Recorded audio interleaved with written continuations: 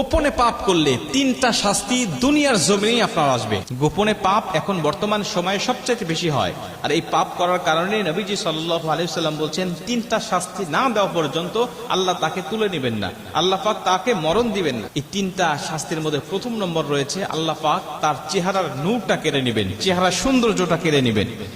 আপনি মোবাইলের মাধ্যমে অথবা পরনারীর মাধ্যমে অথবা বন্ধু বান্ধবীদের মাধ্যমে আপনি গোপনে পাপ করছেন, বিভিন্ন রকম পাপ আপনি করছেন।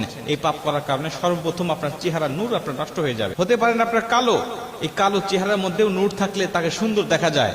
আপনি খুব ফর্সা, খুব সাদা, কিন্তু চেহারায় নূর নাই, আপনাকে ভালো দেখাবে না। এই জন্য নূর একটা বিশাল আল্লাহ পাকের পক্ষ থেকে নিয়ামত, এটা আল্লাহ পাক সবাইকে দেন না। 2 নম্বরে নবীজি সাল্লাল্লাহু আলাইহি ওয়াসাল্লাম বলেন তার রিজিকের বরকত আল্লাহ তুলে নেয়, রিজিকের বরকত আল্লাহ তুলে নেয়, রিজিকের দরজাগুলো আল্লাহ বন্ধ করে দেয়। সে কামাই করে অনেক টাকা সে মাসে মাসে ইনকাম করে, কিন্তু এই টাকাগুলো কোন দিক দিয়ে নষ্ট